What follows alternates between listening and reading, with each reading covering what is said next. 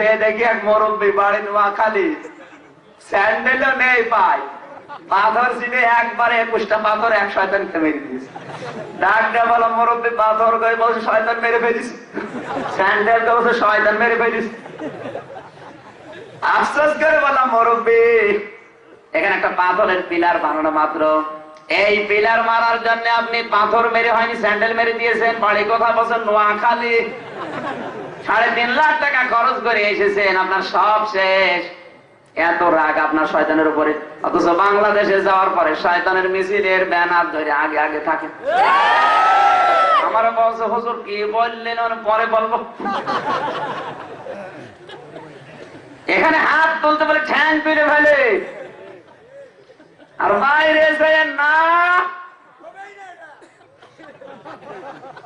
একজন মুশরিক একটু বিবেক নেই আপনার, বলেন তো ও কি দিতে পারতো না? 350টা মূর্তি আছে কাবা ঘরের ভেতরে, তাদের হাতে না দিয়ে কেন আল্লাহর হাতে দিল? সেও কাবা শরীফের মূর্তি বিশ্বাস করে না, আর আমরা মূর্তি এমন বিশ্বাস করি নিতে নিতে একেবারে সুপ্রিম কোর্ট পর্যন্ত।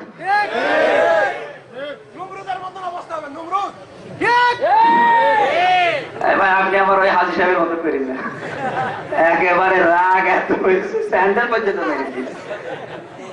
আমার ভাইরা হাতিটা তখন চোখ দিয়ে পানি বের হয়, সরে দিয়ে রক্ত সরে আর বরদোয়া, তখন আল্লাহর কাছে কেঁদে কেঁদে বলে রব্বুল আলামিন আমার জীবন দিয়ে দেব, আমি কাবা ভাঙতে যাব না, তোমার কাছে জালেমের বিরুদ্ধে আমি বরদোয়া দিলাম, দয়া করে তুমি এই জালেমকে ঠেকাও।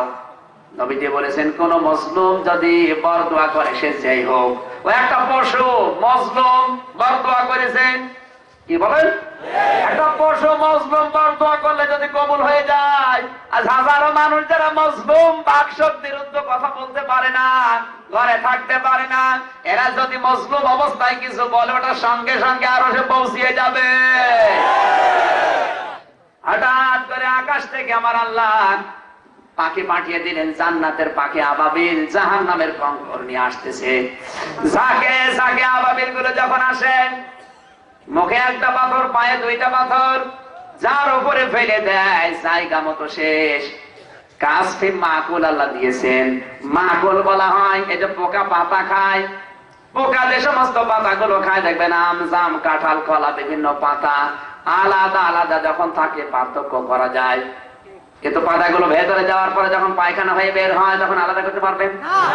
আল্লাহ বলেন কাসফি মাকুল, পাথরটা শুধু সেটতে দেরি, যার উপরে পড়ে তাকে আমি মাকুল বানিয়ে ফেলি। কোনটা হাতি কোনটা মানুষ কোনটা মাটি আর বোঝা যায় না, সব সমান হয়ে গেছে। প্রতিটি পাথরের সাথে লেখা ছিল এটা পড়বে অমকের ছিল অমকের গায়ে, যার উপরে লেখা তার উপরে পড়ে, জায়গায় শেষ। হঠাৎ একটা পাখি সর্বশেষ এসে দেখে এটা পড়বে অমকের ছিল অমকের পিঠে, কিন্তু তারে তো দেখি না, কইছে ওরা ময়দান খুঁজে দেখে না, ও শয়তান আগেই দৃশ্য দেখে পালিয়েছে। পাখি উঠতে উঠতে গিয়ে দেখো পাহাড়ে ঢুকতেছেন, পাহাড়ের উপরে পাথরটা ফেলেছে, পাহাড় পুরা গলে একেবারে মাকুল হয়ে গেছে। আল্লাহর আযাব যদি এসে যায়, এমনিতে আল্লাহ কাউকে কিছু বলে না, কিন্তু আল্লাহর আযাব যদি একবার এসে যায়, আল্লাহর কসম আপনি পাহাড়ে গেলেও কইলে যাবেন। কোরআনে কারীম জানিয়েছে ইন্না বাতশা রাব্বিকা লাশাদীদ ইন্নাহু হুয়া ইয়াবদিউ ওয়া ইউঈদ। আমি এমনি কাউকে কিছু বলি না, কিন্তু যাকে ধরি ওকে আর ছাড়ি না, বলেন। এজন্য যারা ফুলতেছেন আজ ফলেন, বেলুনও ফলে, ফোলা ভালো, কিন্তু বেশি ফোলা ভালো না। বেলুন ফলে না, বেলুন ফললে ভালো লাগে না, ফললে ভালো লাগে না, ফলা ভালো, কিন্তু বেশি যদি ফলে একবার যদি ফেটে যায় ওর চামড়া পর্যন্ত রেহাই পায় না। চামড়া যদি এক জায়গায় লেগে থাকে, ছেলে মেয়েরা চামড়াটা নিয়ে আবার ফলায়, আবার দেয় ঠাস করে। ফলতেছেন ফলেন, একবার যদি ফেটে যান আপনার আন্ডা বাচ্চা পর্যন্ত রেহাই পাবে না। এই জয়পুর হাটের ছেলে মেয়েরা ছোটবেলায় দেখতাম অনেকেই ঘড়ি ওড়াতে যায়, ঘড়ি যখন অনেক উপরে ও কিন্তু আর নামতে চায় না, ও মনে করে আমি আর মনে হয় নামবো না। যত মাগরিবের সময় হয় ঘড়ি তখন টান দেওয়া হয়, কথা বলেন এখানে, তারপরও ঘড়ি নামতে রাজি না, একবার এদিকে একবার এদিকে। ঘড়ি জানায় মালিক আমি নামবো না, আমি জীবন যৌবন দিয়ে দেব। ছিড়িয়ে যাব, গাছের ডালে বেঁধে থাকবো, বিদ্যুতের তারের সাথে লেগে থাকবো, তাও আমি নিচে নামবো না। কারণ ঘড়ি ভালো করে জানে, একবার যদি আমারে ধরতে পারে জয়পুরহাটের ছেলেরা, ঘরের দেওয়ালে লাগিয়ে রাখবে, 1 বছর আর উপরে তুলবে না। আজ পৃথিবীতে অনেক ঘড়ির মতো ওরা জানে যদি একবার নেমে পড়ে,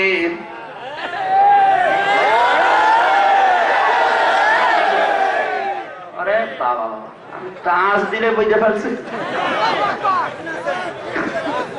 এই জন্য অনেকে উপরে যারা আছে, এই দেশে না অন্য দেশের কথা বলছি, যারা উপরে আছে, এই ট্রাম্প, এই শয়তান জানে তুমি একবার যদি ক্ষমতা হারায়, ও কিয়ামতের আগে আমার আর উঠতে দেবে। এই জন্য জীবন যৌবন চাই যাক, উপরে যাক, নিচে নামবো না। এই জন্য ডোনাল্ড ট্রাম্প যখন ক্ষমতায় এসেছে, আল্লাহ একটু চিন্তায় আছে। হ্যাঁ, এত আসতে বললেন, ওর মতন 90 কোটি গোনার খবর আছে আল্লাহ, বলেন।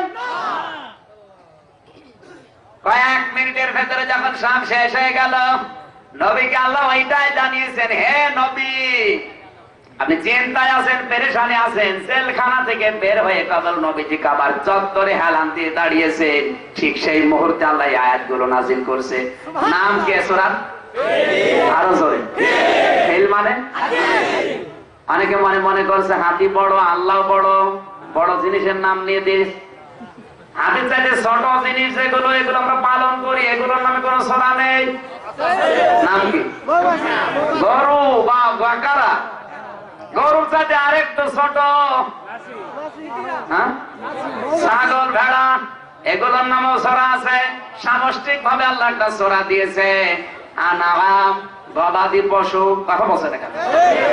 এখন যদি বলেন এর চাইতে আরো ছোট, যেমন পিপিলিকা, এর নামে একটা সূরা আছে। নমল, এর চাইতে একটু বড় মাকড়সা, এর নামে একটা সূরা দিয়েছে আনকাবুত। এর চাইতে আর একটু মাঝামাঝি মৌমাছি, ওর নামে আর একটা সূরা দিয়েছে নাহাল। কথা বলে না কেন? আপনি যে কোনো জিনিসের নাম নেবেন, দেখবেন একটা একটা করে সূরা নাযিল হয়ে গেছে। অনেক মানুষের এখন প্রশ্ন আসতে পারে, কত জায়গায় হুজুরদের নিষেধ করা হয় রাজ্য রাজনীতির কথা বলবেন না, এই নামে কোন সূরা দুনিয়ায় আছে? বলেন। রাজনীতি করা লাগবে, রাজত্ব করতে হবে, আমার আল্লাহ এই নামে একটা সূরা দিয়েছেন। রাজনীতি করার জন্য 5টা ধারা লাগবে। কয়টা? এই বাংলাদেশে হাজারো রাজনৈতিক দল আছে, এই রাজনৈতিক দলের ভেতরে যদি 5টা গুণাগুণ থাকে, ওইটা আল্লাহর দরবারে কবুল হবে। আর বাকি এই 5টা যে রাজনৈতিক দলে নেই, ওটা রাজনৈতিক দল হিসাবে আল্লাহ কবুল করবে না। আপনি এটা দেখতে চান, রাজনৈতিক জীবনে একটা সূরা দিয়েছেন আল্লাহ, নাম হচ্ছে সূরা মুলুক। মুলুক মানে রাজ্য, রাজনীতি, রাজত্ব। বলুন, কোরআনে কারীমের 67 নম্বর সূরা। এখন যদি বলেন রাজত্ব বেশি, রাজত্ব হলেই তো হবে না, একটা দেশ লাগবে। দেশের ভেতরে সবচাইতে গুরুত্বপূর্ণ যারা, তারা হচ্ছে জনগণ। কি জনগণ না হলে দেশ চলবে? এখন জনগণ দিয়ে আমার একটা সূরা আল্লাহ নাযিল করেছেন। জনগণ কি কি দাবি দাওয়া সরকারের কাছে করবে, 11টা পয়েন্ট দিয়ে আমার আল্লাহ একটা সূরা নাযিল করেছেন। 11টা দাবি দাওয়া সরকারের কাছে জনগণ করতে পারবে। 11টা দাবি দাওয়া দিয়ে যে সূরাটা দিয়েছেন, নাম হচ্ছে সূরা তাহার। তাহার মানে জনগণ। সুবহানাল্লাহ বলতে পারেন? শুধু জনগণ হলে হবে না, দেশটা চালাতে হলে একটা সংবিধান লাগবে। কি লাগবে? কনস্টিটিউশন লাগবে। আপনি রাজনীতি কতটুকু শিখেছেন? কোরআনের কাছে যান, আসল রাজনীতি কোরআন শিখিয়ে দেবে। কনস্টিটিউশন সাজাতে আমার আল্লাহ 183টা ধারা দিয়ে একটা সূরা নাযিল করেছে, নাম তার কনস্টিটিউশন। আরবিতে বলা হয় ফুরকান। 183টা ধারা লাগে মুসলমানের সংবিধানে।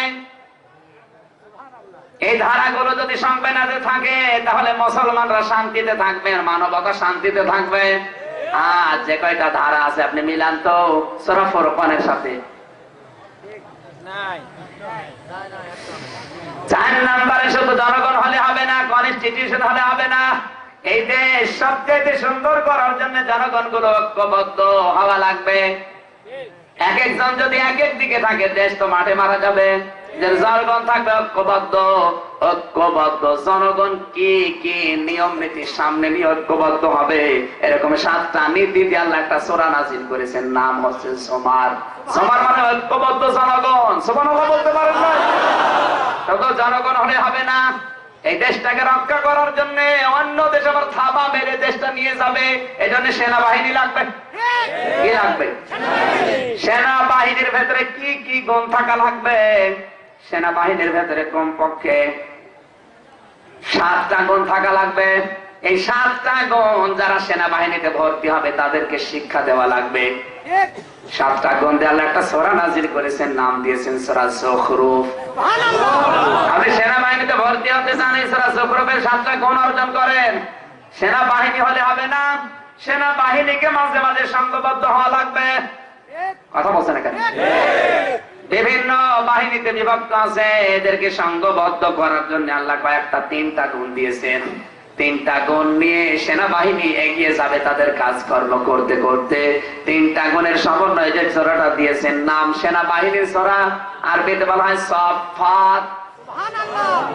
সেনাবাহিনী সংঘবদ্ধ হলে হবে না, সেনাবাহিনী মাঝে মাঝে এক জায়গায় হয়ে যৌথ অভিযান চালাবে। এই কথা বলছেন এখানে? Army, BDR, RAB, cobra, police এগুলো সব এক জায়গায় করে যে বাহিনী বানানো হয়, নাম তার যৌথ বাহিনী। আরো জোরে বলেন।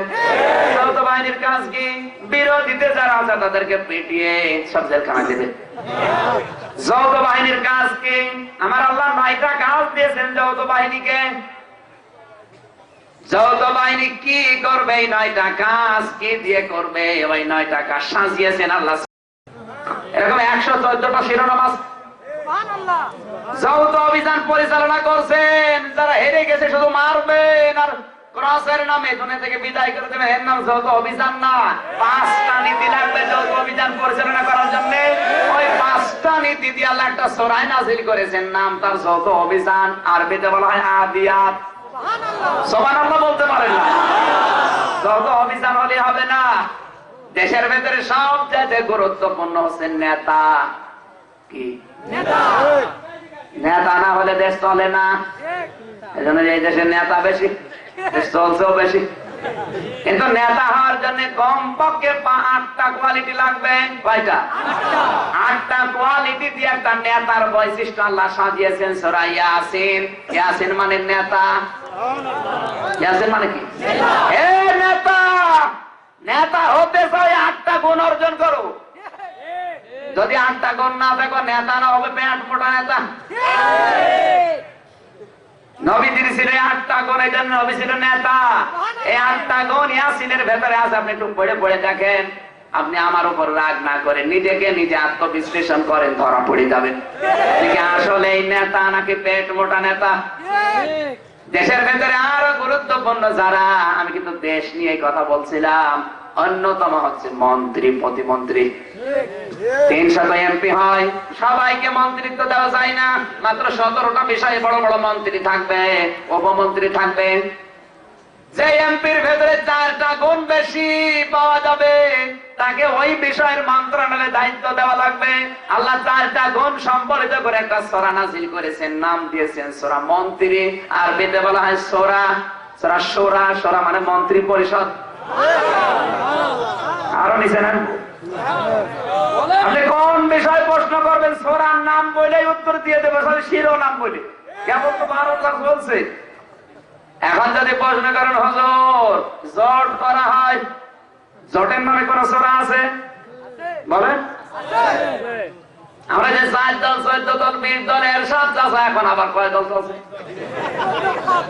এই যে সমস্ত দল, এই দলের জোট কোন জায়গায় আছে? আল্লাহ জোট করতে হলে কি কি লাগবে? কমপক্ষে জোটের ভেতরে 4টা কর্মসূচি থাকা লাগবে। এই 4টা কর্মসূচি নিয়ে একটা জোট তৈরি হতে পারে। ওরকম একটা নাম দিয়ে আল্লাহ একটা জোট নামে সূরা দিয়েছেন। জোটের সূরার নাম হচ্ছে সূরা জমাত। জমাত মানে জোট। জোট কাকে কাকে রাখবেন আপনি? কোন মহিলাকে রাখা যাবে কিনা? এটাই প্রশ্ন। ওদের জোট বানিয়েছি, কিন্তু মহিলা জোটের ভেতরে নেওয়া যাবে কিনা আমার আল্লাহ নিজে জবাব দিয়েছেন। কোন কোন